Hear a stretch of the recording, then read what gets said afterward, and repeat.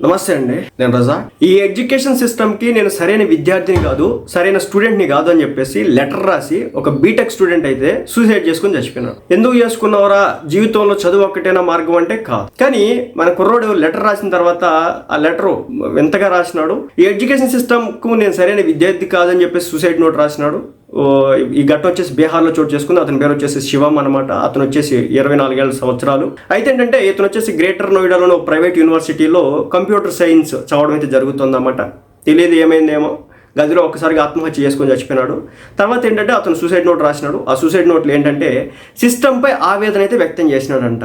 మీరు ఈ లెటర్ చదివే సమయానికి నేను ఉండకపోవచ్చు అని చెప్పేసి లెటర్లో రాసి, మరి అది నిజంగా జరిగిందా లేదంటే ఎవరైనా చంపేసి పెట్టినారేమో తెలియదు. మొత్తానికి అయితే అతను రాసినాడు, నా చావుకు నిర్ణయం నేనే తీసుకున్నాను, నా చావుకు నాయనా కారణం, ఎవరితో సంబంధం లేదు. ఈ ఎడ్యుకేషన్ సిస్టమ్ ఏదైతే ఉందో దీనికి నేను సరైన విద్యార్థిని కాదు, ఎప్పటికీ కూడా కాలేను కూడా.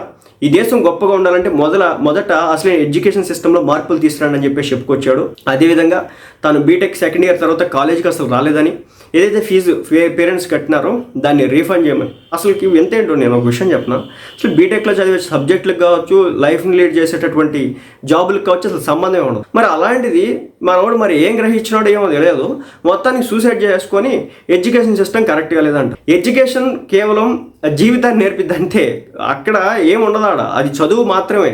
రియల్ ఎడ్యుకేషన్ అనేది ఆఫ్టర్ బీటెక్, ఎప్పుడైతే మీరు జాబ్కి వెళ్ళాలనుకుంటారో, ఎప్పుడైతే ఇంటర్వ్యూలు ఫేస్ చేస్తూ ఉంటారో, ఎప్పుడైతే కోర్సులు జాయిన్ అవుతూ ఉంటారో, ఎక్కడైతే ఇన్స్టిట్యూట్లో పడికప్పులు కాస్తూ ఉంటారో, అది రియల్ జీవితం. కాబట్టి ఎడ్యుకేషన్ సిస్టమ్ అంటే అసలు మీరు చదివిన చదువు ఆఫ్టర్ బీటెక్ కానీ ఆఫ్టర్ డిగ్రీ కానీ ఏడా ఉపయోగపడవు. అది సంగతి.